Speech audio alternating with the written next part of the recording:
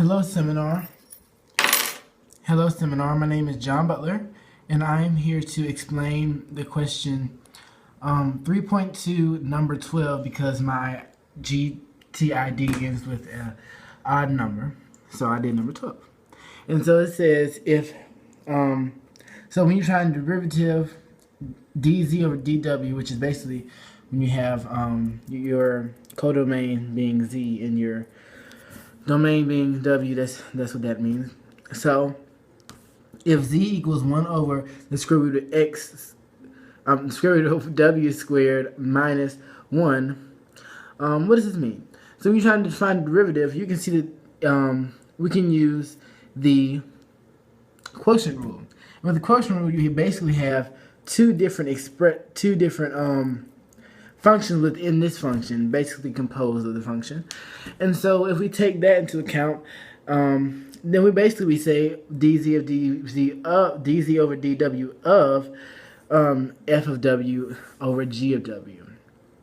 And the formula for the quotient rule is g of w times the derivative of f of w minus f of w times the derivative of g of w all over g of w squared.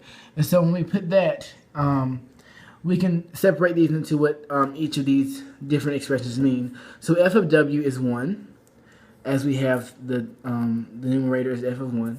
And then the derivative of a constant, any constant, is 0. So the derivative of f of w is 0.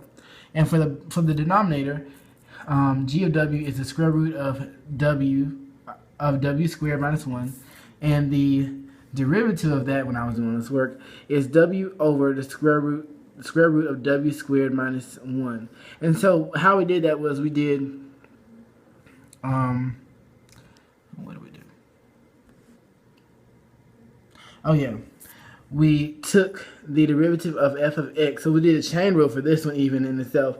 We did the chain rule. We put the negative 1. We put the 1 half over here to the negative 1 power. So that brought that to the bottom. However, we multiplied it by the derivative of the inside, which was 2w, and it was 2w over 2 times the square root of w squared minus 1. And so we got w over that.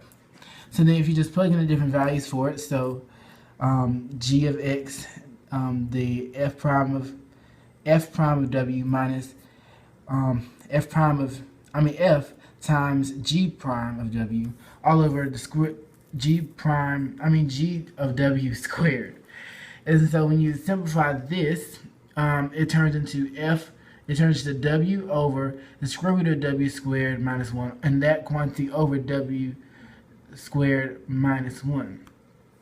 And so if you you know that when you divide by something, it's multiplied. You can also multiply it by the reciprocal. And so w over w squared minus 1 times w squared minus 1 over 1. And so it'll be w times w squared minus 1 over w to that. So that is the answer to this question, and thank you so much for listening to me, Mr. John Butler III, for the challenge video.